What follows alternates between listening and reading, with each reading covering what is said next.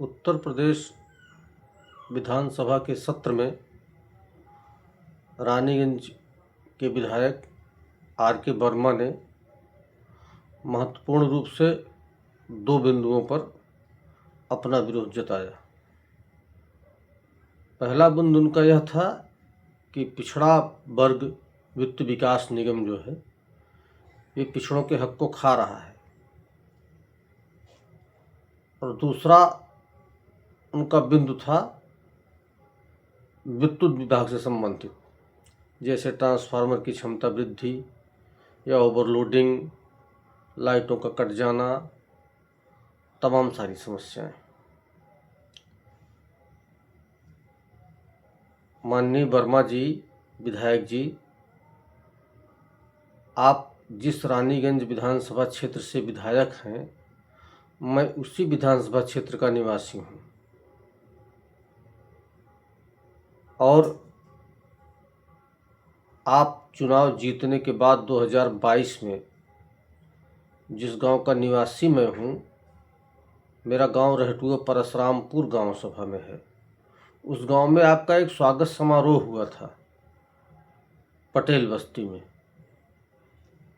उसमें मैं भी मौजूद था, और आपके स्वागत समारोह में ही ये मुद्दा मेरे द्वारा ही उठाया गया था कि इस 100 घर की पटेल बस्ती में मात्र एक 25 kVA का ट्रांसफार्मर हो जो आए दिन जल जाता है ओवरलोडिंग के कारण।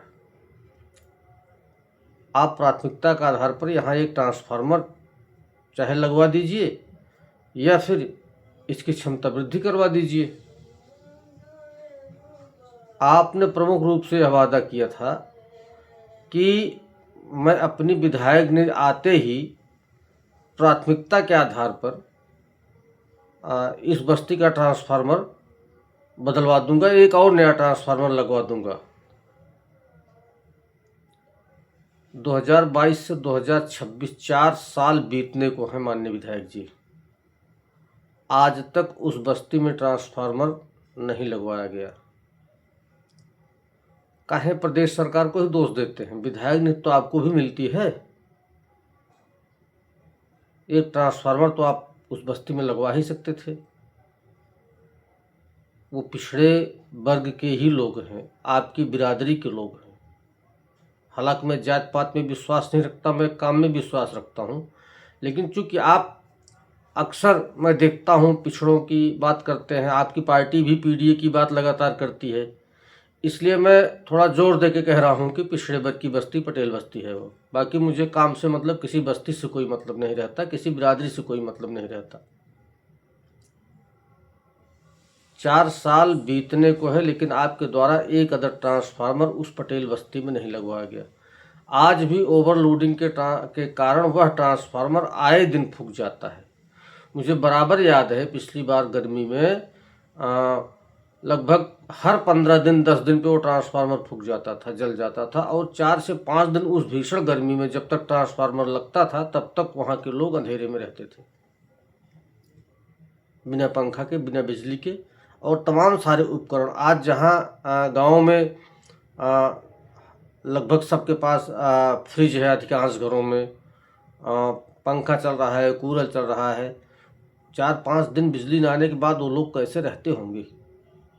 किसान हैं, आपकी बिरादरी के हैं, आप किसानों का मुद्दा प्रमुख रूप से उठाते हैं। ये बात महत्वपूर्ण है। मुद्दा उठाना गलत नहीं है, विरोध करना गलत नहीं है, विरोध करना चाहिए। आप विपक्ष में है, विपक्ष की नैतिक भूमिका होती है कि सरकार के गलत कार्यों का विरोध करे, इसके लिए आप बधाई के पात्र हैं। लेकिन विधायक निधि आपको भी तो मिलती है, आपने कहाँ खर्च किया उसको? जनता को आपको बताना चाहिए। आपने विधायक निधि वहाँ खर्च किया है जहाँ पर आपको 50% से अधिक कमीशन मिला है।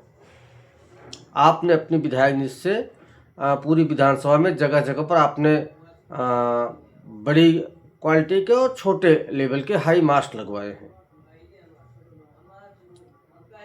उस हाई मास्ट में आपको अच्छा खासा कमीशन मिला हुआ है। विद्युत विभाग में आप अगर देते तो वहाँ से सरकारी रेट के अनुसार आपको भुगतान करना पड़ता, वहाँ से आपको कमीशन नहीं मिलता, इसलिए आपने अपने निज से ट्रांसफार्मर नहीं लगवाया। ये मैं सीधा आरोप लगा रहा हूँ आपके ऊपर। अगर ये मेरा आरोप गलत है तो आपको अपनी विधायक निधि का ब्यौरा जनता के सामने प्रस्तुत करना चाहिए और आप बताएं कि आपने अपनी विधायक निधि कहाँ खर्च की है। सरकार को घेरना बहुत आसान होता है, लेकिन आसान तब होता है जब आप खुद बेदाग हों। दीजिए अपनी विधायक निधि का हिसाब, श्वेत पत्र जारी करिए। अगर मेरी बात गलत निकल गई, मैं संन्यास ले लूँगा राजनीति से। और ये बात मैं इसलिए कह रहा हूँ क्योंकि मैं भी आपके क्षेत्र का, आपकी विधानसभा का निवासी हूँ, मैं भी जनता हूँ। मुझे सवाल पूछने का पूरा अधिकार आपसे है। अगर आप विधानसभा में हमारे प्रतिनिधि बनकर हमारी समस्याओं को उठा सकते हैं तो मैं अपने गांव की बात आपसे पूछ सकता हूं। मेरी पहुंच आप तक ही है, मुझे विधानसभा में बोलने का मौका नहीं मिलेगा, लेकिन आपसे अपनी बात मैं इस सोशल मीडिया के माध्यम से और तमाम सारे माध्यम से मैं रहटुआ परशुरामपुर की जनता की तरफ से, उस बस्ती की तरफ से मैं आपसे बस सवाल कर रहा हूँ। बताइए कौन सी ऐसी मजबूरी थी आपकी जो 4 साल में आप वहाँ पर एक अदर ट्रांसफार्मर नहीं लगवा सके। अगर ट्रांसफार्मर कमी है तो विधायक निधि आपको भी मिलती है, आप अपनी विधायक निधि से 1-2 साल की जगह जगह ट्रांसफार्मर ही लगवा दीजिए विधानसभा में। अगर इतना नहीं कर सकते तो फिर सवाल पूछना भी बंद कर देना चाहिए आपको,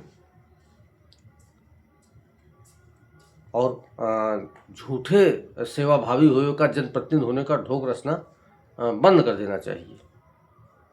कोई अधिकार नहीं आपको कि आप किस रानीगंज की जनता को मूर्ख बना करके राज कर सके।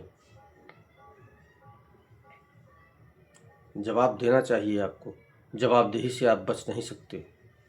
ये जनता का सवाल है और जनता के सामने आपको जवाब देना पड़ेगा।